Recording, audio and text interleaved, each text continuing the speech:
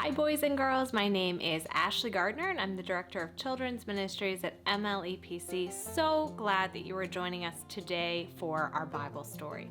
You might notice behind me, it might look a little weird that in the middle of March we have a flag piece of garland kind of banner going on behind us on my fireplace. The reason why is my son's birthday was this week. Nathaniel, my oldest, turned 6 and he is obsessed with anything army. So what he asked, we couldn't do a big birthday or anything, but he wanted an army birthday party. So we went to the store, we got some red, white, and blue stuff, got some red, white, and blue balloons, got some streamers, and decorated the whole house. His birthday is actually today, and when he woke up, he was so excited to see that the house was decorated. I think all of us love to see things decorated. We love a celebration. We love a party. I want you to think, what is the best party you have ever been to? Was it a birthday party? Was it your birthday party? Was it a wedding? Was it a really cool family get-together? What do you think? What was happening at that party? I remember when I was growing up, I was in middle school at the time. We went to a party that one of my friends was having. It was actually a bar and bat mitzvah, and they had rented out a country club and had brought in all this really cool stuff. They had hot air balloon rides, and they had those big blow-up inflatable things that you could go on. They had brought in a band and dancers from out of town that were teaching people how to dance, and it was just so cool. We had such a good time. Well, I'm guessing that you guys like to have parties too, especially if it's a party that you are invited to. It's always fun to receive the invitation in the mail or get it at school from one of your close friends that you're invited. Today's Bible story is actually about a party that Jesus is talking about. Last week we did one of the parables. A parable is a story that Jesus tells to teach a lesson. It didn't actually happen, but it's supposed to help us understand something a little bit better. Last week's story was talking about what it means to love our neighbors and who our neighbors are. And if you remember, if you joined us, we talked about the Good Samaritan. Remember, we talked about how the Jew and the Samaritan would have been total enemies, but there was a man, a Jew, that was on his way from Jerusalem to Jericho that was robbed, beaten, and left for dead. And as he was laying there was two other Jewish men that walked by, a Levite and a priest that worked in the temple, and they totally passed right on by him. But it was the Samaritan, the person that was this man's enemy, that stopped and helped him, that put him on his donkey, that bandaged his wounds, and even took him to an inn and paid for him to stay there until he got well. We talked about how our neighbors aren't the people we typically think. It's not the people that live next door to us or our family or the people that are closest to us. It's everyone we come in contact with, especially those that are suffering. And God calls us to love those neighbors, to see how we can come alongside them and how we can help them. Well, today we're going to do, as I said, another parable, another one of Jesus's lessons. And as I also said, it is about a party this week. Now, Jesus, when he told this parable, he was at the house of a Pharisee. They were the religious leaders at the time, and Jesus and the Pharisees did not get along most of the time. The religious leaders were putting a lot of extra rules on the people and were very much so about their outward physical appearance. They wanted to make sure they looked all holy and good on the outside and that they were above and better than everyone else, where in their hearts they weren't really following after God. Jesus referred to them as some pretty harsh things. He called them whitewashed tombs at one point. Do you guys know what that means? He was basically saying that a tomb that you put dead people in. He was saying that on the outside they were whitewashed, they were clean, but on the inside, because they were a tomb, they were dead. So these Pharisees, he was really basically saying that they were not leading people to follow after God. They were not trying to teach people and help people to grow closer to God. And Jesus did not like that. So he was at dinner with these Pharisees one night. And as you can guess, it might not go too well. Well, Jesus, as he was at dinner, was noticing that all of the Pharisees were basically trying to fight over the best spots. They wanted the best seat at the table. They wanted the best treatment. And some of you might do that sometimes. I know my boys always fight for what they think is the best seat. The best seat in the car, the best seat at the table. We even have in our house, I didn't know this was a thing, there is a best spot for their toothbrush, and they will fight over which one gets the best spot. Well, what Jesus teaches the Pharisees before he gets into the party story is he basically tells them that they shouldn't be fighting over what is best. They shouldn't be fighting to get the best spot. This is in the book of Luke. I'm using my adult NIV Bible, and I am in Luke chapter 14, verse 8. And Jesus says, when someone invites you to a wedding feast, do not take the place of honor, for a person more distinguished than you may have been invited. If so, the host who invited you both will come to you and say, give this person your seat.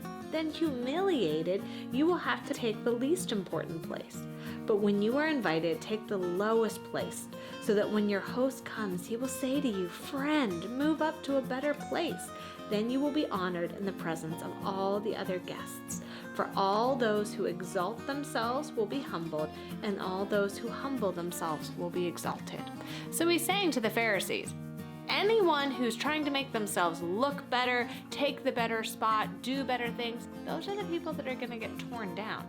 But those that are humble, that come in with a servant's heart, that come in seeing other people as better than themselves, those are the ones that God is going to lift up.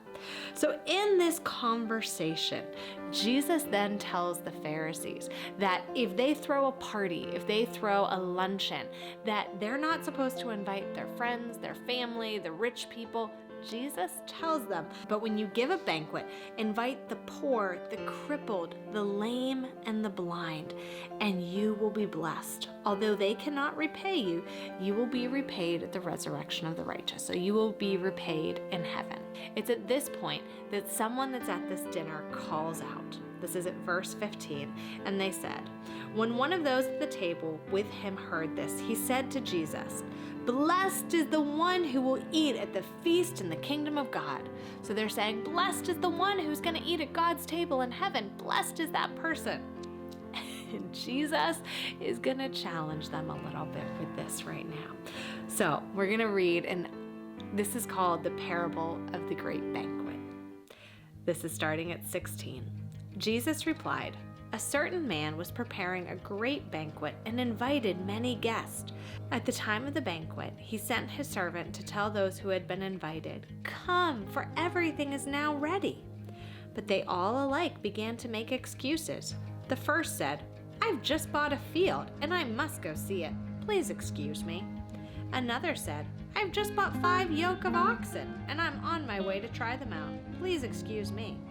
Still another said, I just got married, so I can't come. The servant came back and reported this to his master. Then the owner of the house became angry and ordered his servant, go out quickly into the streets and alleys of the town and bring in the poor, the crippled, the blind, and the lame. Sir, the servant said, what you ordered has been done, but there is still room. Then the master told his servant, go out into the roads and the country lanes and compel them to come in, so that my house will be full. I tell you, not one of those who were invited will get a taste of my banquet. So in this parable, in this story that Jesus said, there was a party. There was a big party that was going to happen. Think about if you had a birthday party that you planned for a long time. You got all your decorations, you figured out your theme, you invited those on your list. I know Nathaniel, for even our family coming to his party, he made his own invitations, he drew each one, we wrote it out, and he was so excited. Think if you put in that work and then you delivered your invitations, and the day of your party, you hear back, sorry, I can't make it, too busy, I have a sports game going on. I have another party that I'm going to. I have homework I have to get done. And if every single person that you invited told you they couldn't come, how would that make you feel? I bet it might be similar to how the owner of this house, the master of the banquet, felt. He was angry. I bet it might have been a little bit sad and hurt too, though. In this story, it's not just a party that these people are being invited to. And the master of the banquet isn't just a really important person that is in charge and is the owner of the house. This party, do you know what it is? It's heaven. It's living with Jesus forever. That's that feast, the wedding feast of the Lamb, of Jesus, is going to be in heaven one day. And who's the master of the banquet? The master of the banquet is God. And so God is sending out this invitation to say, come, eat, come and be a part of this banquet. And that invitation is when God is asking us to follow after him. With the story saying that a lot of us, when we're invited, we make excuses. And it's not just for a one-day thing, it's to follow him with our lives. It's to live for him. I know it's a little different during the pandemic where we can't go and do things, but I know for me, it's one of those that I try every day to be spending time in God's Word, to get to know him, to accept that invitation. And there's times where I'm saying, I'm too tired, there's too much going on, it's not gonna happen. It's me saying, I'm a little too busy right now. There's other times where I will get really close to God, but I think it's really easy for us to say, nope, can't do it.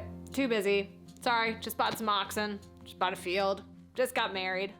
We don't make excuses like that usually. Those are some pretty big ones. But all of them missed out on the banquet.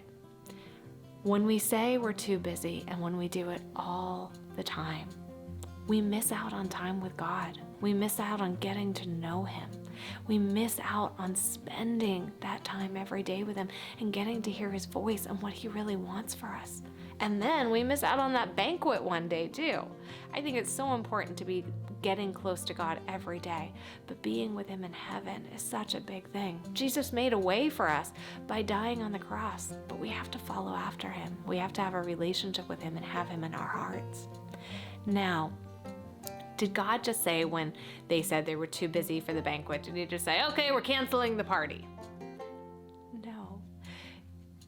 Jesus talks about how the master of the banquet then goes out and invites in the crippled, the blind, and the lame.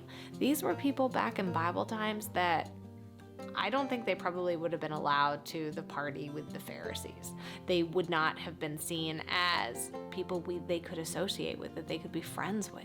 They would have been completely locked out of something like that. And Jesus is saying, not only are they invited, not only am I going to bring them in, but they're going to be my guests. Like, we're going to go out and bring them in. We're going to go out and search for them. They don't need to come to us and say, hey, my name wasn't on the list. Can I please come? No, we're going to seek after them. Those that are broken, hurt, those that have had a hard time. I am going to go and pursue them and bring them into my banquet. And he goes and he even searches the countrysides, the alleyways. He is a God that wants to bring people in. No matter how far they are from God, no matter what they've done, God is saying, I want them. I want them to be a part of this banquet. There's so much we can learn from this story.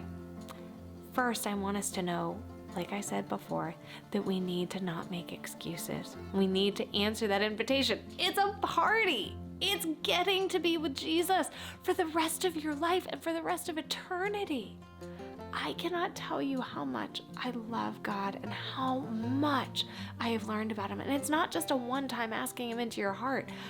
I feel like for my life, I've grown closer to him in the past 3 years even than I have my entire life. The things I know about him now and how close I am to him now, I actually wish I would have been that close to him earlier.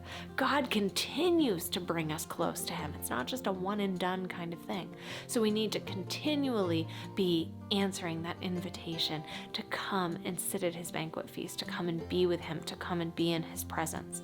The other part of that is that we need to be inviting others as well. Just like the messenger went out and when it was inviting everyone to come in, everyone to come to the banquet. That's what we should be doing as well, to come and meet this amazing master of the banquet who loves us, who is prepared a feast for us, who wants us to come and sit with him and get to know him. Invite people you know to do that. Invite them to come and start listening to these videos. Invite them to start reading their Bible. Invite them to pray. Jesus wants people to know him. He wants to share his love with others. It's not something that he's keeping just to himself or a select group. He wants the whole world to love him, no matter where they're from, what they've done, no matter how far or close they are to God. God wants to bring them into this banquet.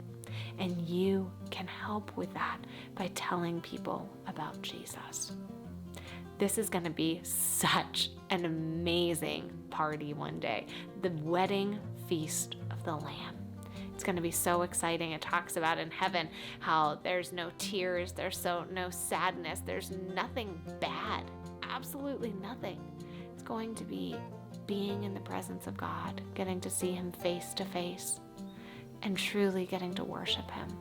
It is going to be such an amazing time, and I hope to see you there. And I hope that there's a huge group of friends with you that you have helped to invite to this banquet too. I want to hear stories about that. It's gonna happen one day. Just like a wedding invitation has a date that the party's gonna happen.